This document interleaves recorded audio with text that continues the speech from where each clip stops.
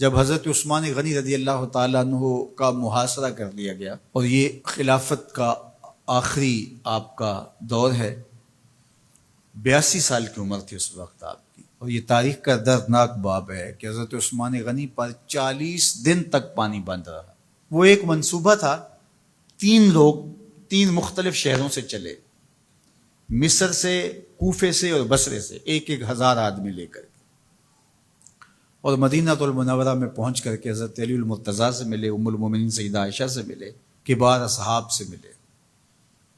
تو جو انہوں نے کہا تو انہوں نے ان کو کہا کہ نہیں، ایسی کوئی بات نہیں، فہمائش کر کے واپس بھیج دیا۔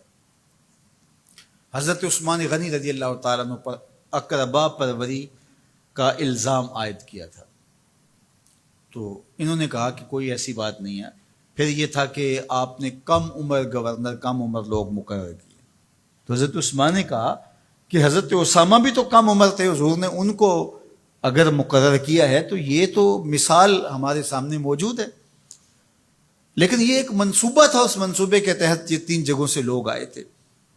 وہ 3 دن کی مسافت کے بعد پھر تینوں واپس آ گئے، تو یہ ایک سوالیہ نشان ہے کہ تینوں کیوں واپس آ گئے، کوئی ایک تو نہ آتا نا۔ تو یہ سب طے شدہ منصوبہ تھا، اور پھر انہوں نے مدینہ المنورہ کو گھیر لیا، اور جس طرح سے بلوائیوں نے حالات پیدا کر دیے۔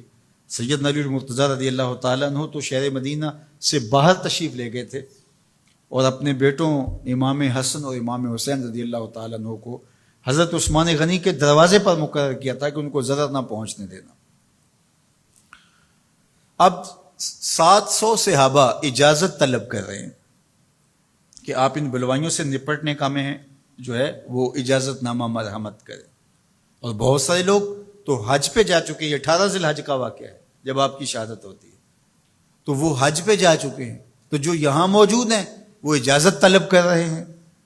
لیکن حضرت عثمان غنی رضی اللہ تعالیٰ عنہ نے کہا کہ نہیں، میں ایسی اجازت نہیں دوں گا۔ رسول اللہ صلی اللہ علیہ وسلم کا حرم شہر مدینہ لوگوں کے خون سے لالازار ہو، یہ میں اس کو گوارا نہیں کرتا۔ افواج موجود ہیں، اور دنیا کی تاریخ میں آپ کو ایسا نہیں ملے گا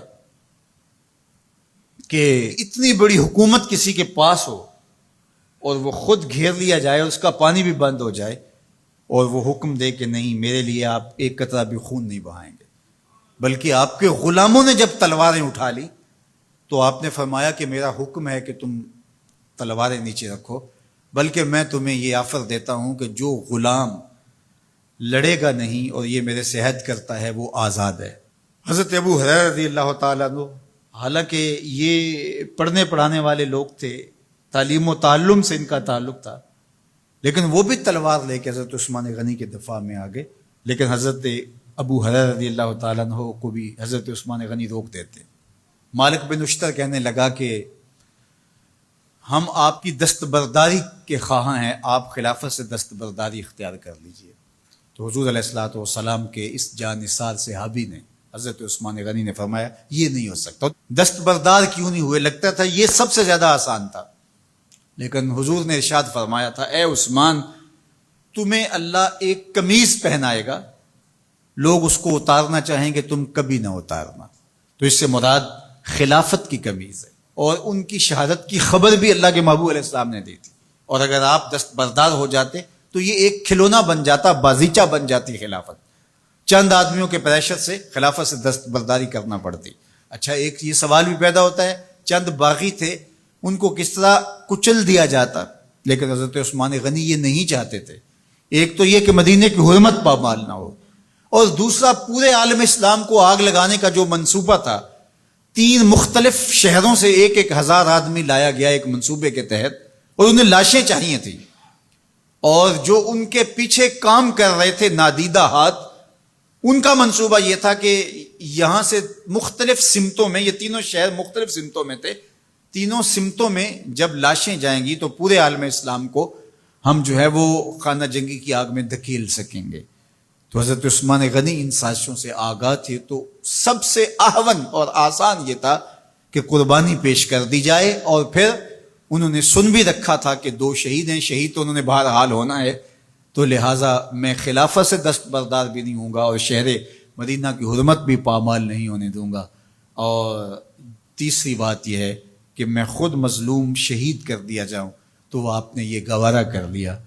تو 18 ذوالحج تھا، جمعے کا ہی دن تھا، اور حضرت عثمان غنی رضی اللہ تعالیٰ عنہ روزے سے تھے، عصر کا وقت تھا، قرآن مجید کی تلاوت کر رہے تھے۔ حضرت امام حسن، امام حسین اور حضرت عبداللہ بن زبیر اور دیگر لوگ آپ کے دروازے پہ پہرا دے رہے تھے، لیکن باغی پچھلے گھر سے دیوار پھلانگ کے آپ کے گھر میں داخل ہوئے اور تلوار سے وار کیا۔ آپ کی زوجہ حضرت نائلہ آگے بڑھی اور ہاتھ سے روکنا چاہا، آپ کی انگلیاں کٹ گئیں۔ پھر دوسرا وار کیا تو حضرت عثمان غنی رضی اللہ تعالیٰ عنہ کا دایاں ہاتھ کٹ کے گر گیا۔ حضرت عثمان غنی رضی اللہ تعالیٰ عنہ نے افسوس کیا اور کہا کہ تم نے وہ ہاتھ کاٹ دیا جس سے میں وحی کی کتابت کیا کرتا تھا۔ پھر اس کے بعد آپ پر 9 وار کیے گئے اور آپ کو شہید کر دیا گیا، اور آپ کا خون قرآن مجید پڑھتے ہوئے اس آیت پہ گرا، فَسَيَكْفِيكَهُمُ اللَّهُ وَهُوَ السَّمِيعُ الْعَلِيمُ۔ تو حضرت عثمان غنی رضی اللہ تعالیٰ عنہ مظلوم شہید کیے گئے، بھوکے اور پیاسے شہید کیے گئے، ظلماً شہید کیے گئے۔ حضرت عبداللہ بن عمر رضی اللہ تعالیٰ عنہ فرماتے ہیں کہ حضور فتنوں کا ذکر کر رہے تھے کہ فتنے ہوں گے، بہت بڑے فتنے ہوں گے۔